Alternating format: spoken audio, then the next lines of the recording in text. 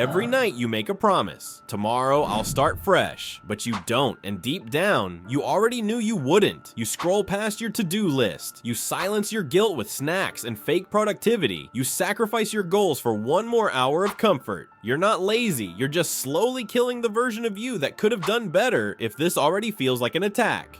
Good.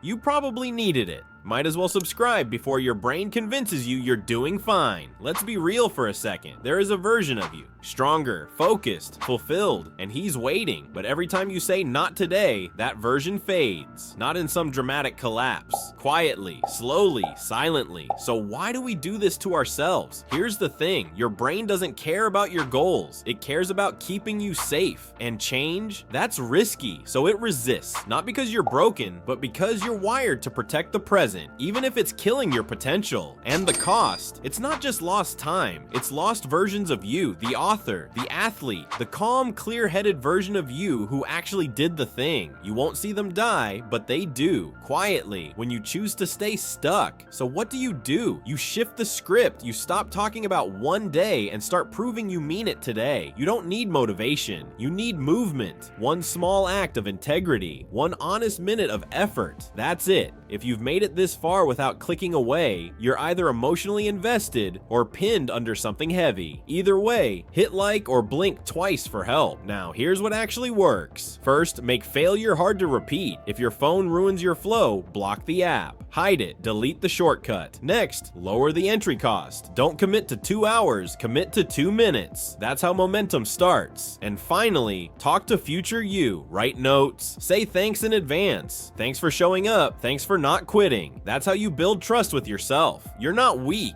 you're not lazy, you're tired of disappointment, of overpromising and under-delivering to yourself. So change the narrative. Today isn't about fixing everything, it's about telling the truth and then acting like it matters. And here's the twist. Every time you say tomorrow, you bury your future self just a little deeper, but one small act today, that's a rescue mission. That's a return. That's resurrection. And it starts with a choice. You know what haunts most people? Not their failures, but their maybes. The risks not taken, the words not said, the ideas they let rot in silence. That's the real weight, and it only gets heavier the longer you wait. So here's a simple fix, the 3-hour rule. 1 hour on Tuesday, 1 on Thursday, 1 on Sunday.